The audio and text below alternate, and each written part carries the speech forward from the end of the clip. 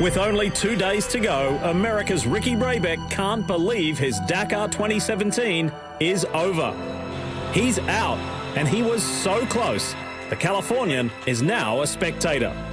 Sucks, leading the day, and then having to like this. Also looking, but at each other's times, lines and progress, are Peugeot's legends Stefan Petterhansel and Sebastian Loeb. Stage for stage, blow for blow, you get the feeling this thing is going all the way to Buenos Aires.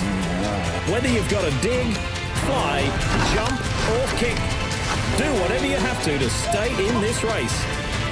Only 2 stages remain. This is Dakar 2017 and it's stage 11.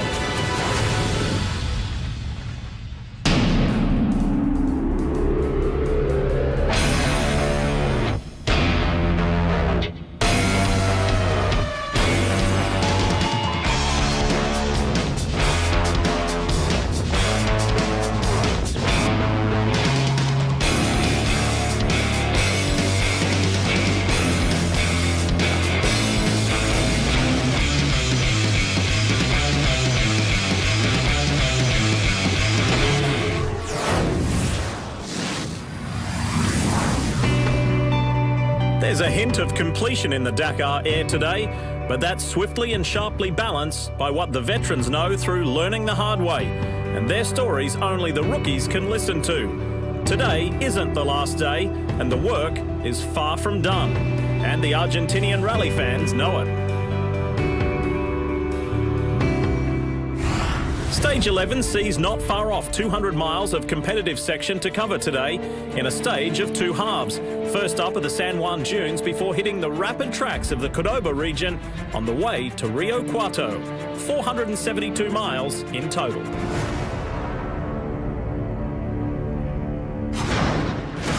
Previously in the bikes, Juan Barreda and his Honda have been on a mission, winning stages 9 and 10 and continuing to storm up the standings. Pablo Quintanilla was hoping to be the first South American to win the class, but the Chilean running second overall crashed after hitting a rock and was forced to retire. Disoriented and complaining of dizziness, he was later taken to hospital where it was revealed that he'd lost consciousness and suffered head trauma. It's the ugly side of our sport. Of course, it's something you never want to see, but it's part of racing. I just hope that this experience will make me stronger in the future.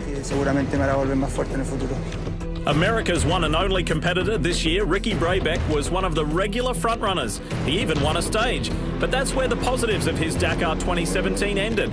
Like Quintanilla, he too was forced out, but not from a crash, just sheer exhaustion and dehydration.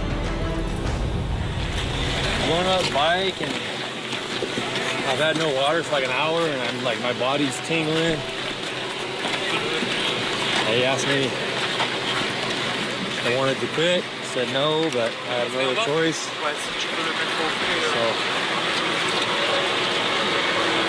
I didn't want to be left out there all night, so I don't know. It sucks, leading the day.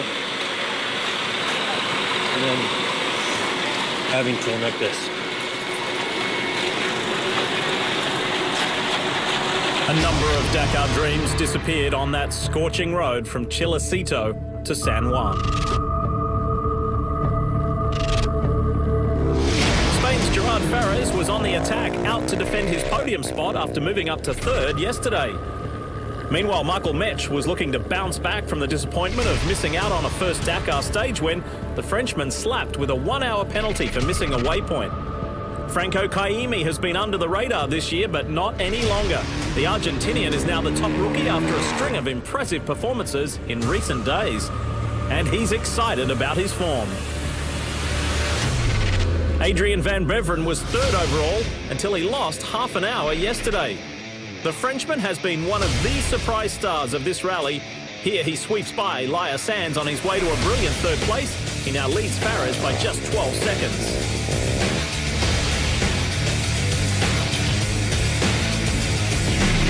Alexander René came into the stage in 6th, just a few minutes shy of Juan Barreda. The Frenchman also putting in a solid shift, finishing 6th, but he was outdone by the Hondas. And the Ironman award goes to Stefan Svinko. The Slovakian was taken to hospital yesterday after collapsing. He returned to race and finished 8th today. All eyes were on this man though, Sam Sunderland, on target to become the first British winner of the Dakar in any category. The KTM rider survived a scare when he was forced to stop for several minutes but recovered to finish in 5th place. He now leads by more than half an hour. Honda's Paulo Gonçalves has been a regular in the top 3 on stages in this year's Dakar. He thought he'd finally cracked the victory code in 2017, and so did everyone else, until after the stage was over. His win was not to be.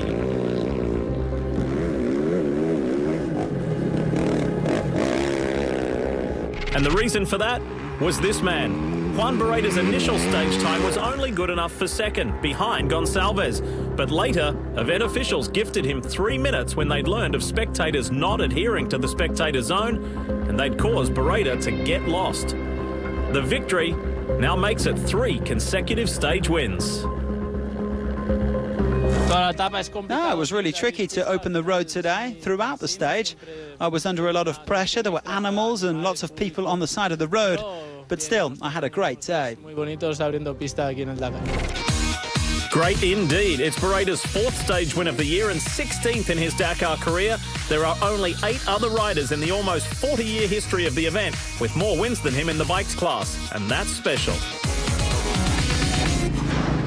I felt pretty comfortable there, you know. I'm living in Dubai and I live in the sand, so I felt pretty strong there. And even though I was with the mindset of no risk, take it easy, just get through the day again, I caught the guys in front of me and passed a few guys, and I think I ended up with the 4th special time of the first part, so that was cool. While I was trying to stay calm and quiet, just kind of cruise back.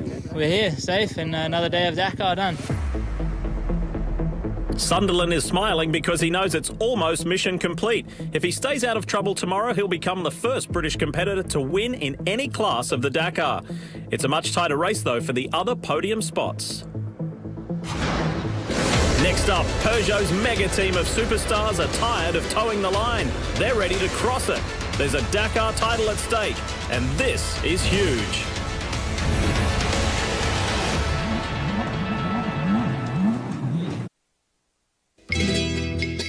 The village of Guandacol has an unusual Dakar connection. A few years ago, a car class competitor saw their vehicle go up in flames. The locals decided to mount the destroyed chassis on a pillar as a symbol of the Dakar.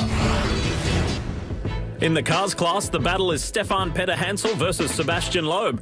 Loeb tiptoed by the bikes traffic and looked like the top Peugeot yesterday after an incident for teammate Hansel.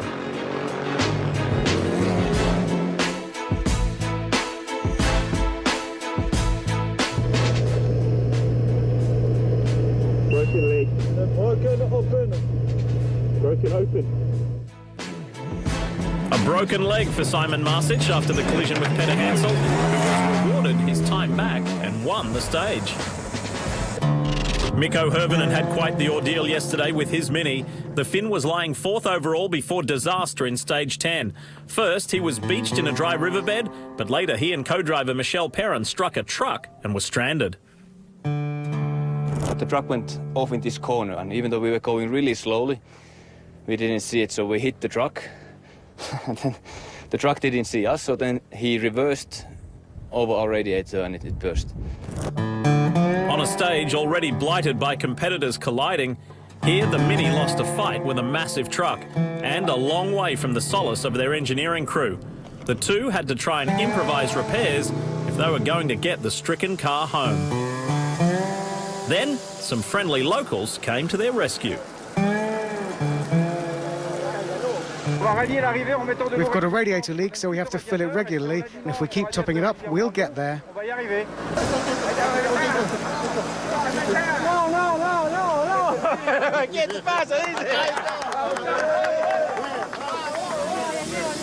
With the radiator refilled and water to take away, the Mini crew continue their slow progress to the finish and left behind a little trophy for the helpful spectators.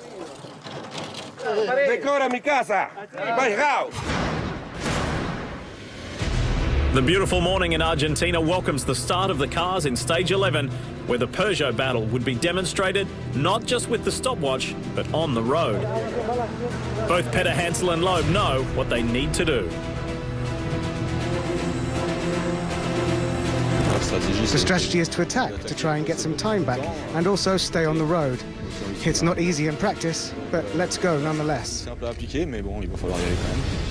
Today, the stages are relatively straightforward for navigation, so it's more about pure speed. And we know that's his strong game. So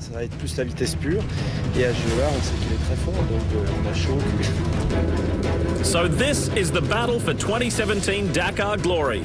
27 Dakar and 12 titles across bikes and cars for Monsieur Dakar. Versus 9 World Rally Championships in the form of Loeb, making only his second Dakar start. Peter Hansel starts the stage with a lead of 5 minutes 50 seconds. Loeb will have to drive out of his skin to overhaul his teammate.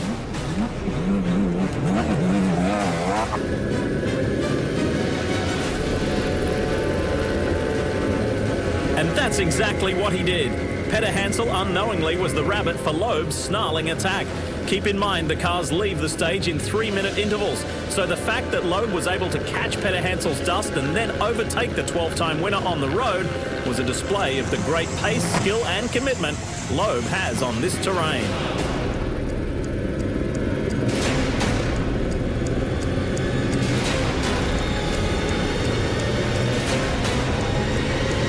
Of course, the Dakar isn't just about speed. Navigation plays a major role in the outcome as well. Loeb gave a little time back here, but this fantastic Peugeot fight continued to the midpoint of the stage, where Loeb cut Peter Hansel's overall lead in half.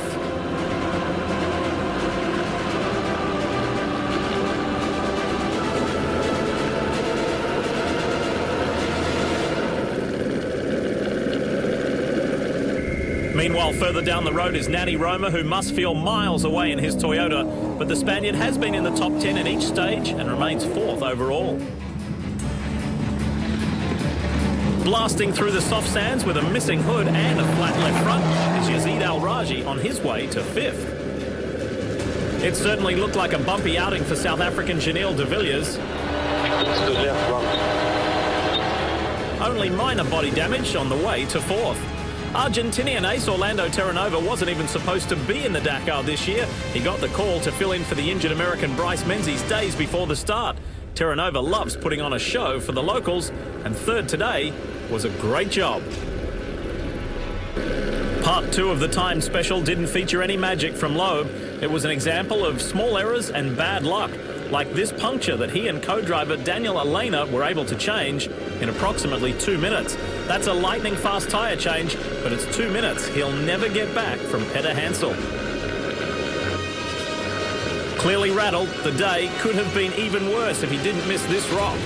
Loeb still eked out the stage win. In the end, though, it was a vintage Peter Hansel day. He wasn't the fastest, but he kept his machine safe from punctures and applied just enough pressure on Loeb for small mistakes to creep in. With such a short run to the finish tomorrow, this interaction with the fans may have felt like a victory lap. Those locals were more fired up by Terranova's great 3rd place than the Peugeot battle. Cyril Dupre was just off the pace of his 2 leading teammates, who talked about their epic battle and the misfortune that can happen in the Dakar. Yeah, it was a big fight today. This morning we start in the front of Sébastien Loeb, but he overtake me and he win 3 minutes in the first stage. But in the second stage, he get a puncture very quickly, so I take opportunity to pass in the front, and I push to in the second stage. And at the end, I think it's a good operation for us. We were not lucky. In this stage, this puncture was just bad luck. I don't know even where. First corner, it was some stones inside, but stones like you go over stones like this 1,000 times in the rally. And this time I had a puncture, so that's life. Thank you. It's a nice fight since a few days now, and I think that there is no team order tomorrow. Oh, it's tomorrow the stage is too short, and the gap is too big, so it's no chance to catch him. I would just go through. The run to Buenos Aires is short, and unless disaster strikes Peter Hansel, the 5.5-minute deficit will be impossible for Loeb to make up. But never say never in this gruelling rally. Either way, the French team is set to celebrate a 1-2-3 sweep. Kamaz is closing in on more Dakar glory, but who'll lead the Russian fleet? Nikolaev or Sotnikov? The beasts of the Dakar are coming up.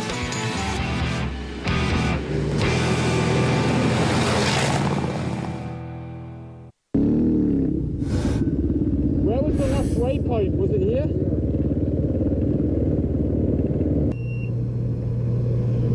Okay. Broken. Do you mind if I run the camera with my deck off? Broken leg. Broken open. Broken open. Wow. Well, basically, we lost the front left wheel while we were going at around 110 kilometers an hour. So now we're really stuck.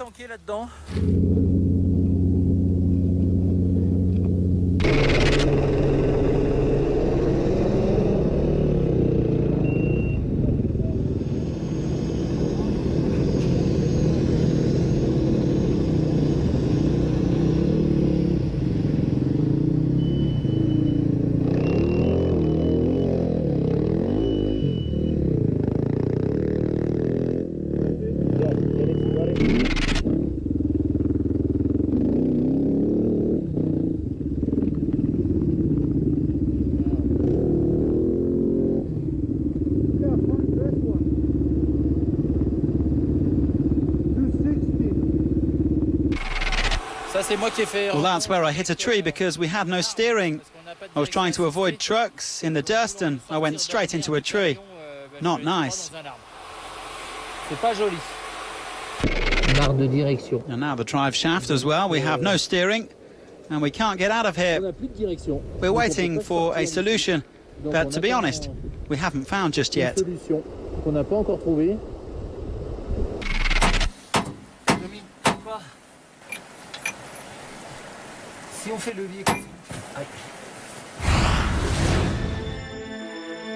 Yesterday in the quads, emotions were running high for Nelson Sanabria.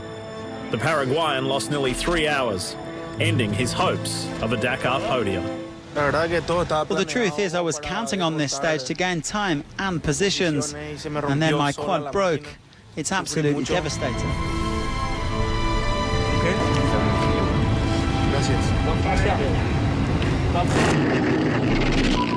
On to today's stage, where 2014 winner Ignacio Casale was looking to close the gap on leader Sergei Kariakin. The Chilean letting biker Vincent Crosby of Botswana to show him the way. Casale is 55 minutes back on Kariakin, but he's not giving up. This man was 10 seconds faster than Casale through the first special section, Daniel Domaszewski. The Argentinian is well off the pace in the overall, but he'll be determined to reach his hometown of Buenos Aires tomorrow after retiring last year. 2015 winner Rafael Sonek has had a Dakar to forget. He's over 5 hours down on Kariakin, but he also had a decent day on his Raptor 700.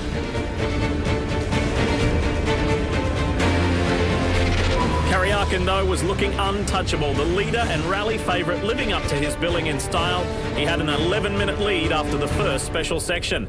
The 25-year-old on course to become the first Russian to win a Dakar category other than in the trucks.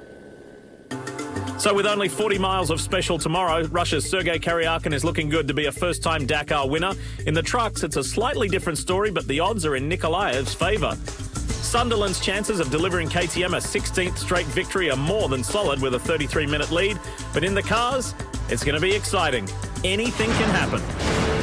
So the race is on to Buenos Aires. Join us Sunday night at 11 p.m. Eastern for the final and deciding leg of Dakar 2017. Most of the likely winners are in place, but as you well know, on the Dakar, anything can happen. On behalf of the entire NBC Sports team, I'm Lee Diffie, saying thanks for taking the Dakar journey with us.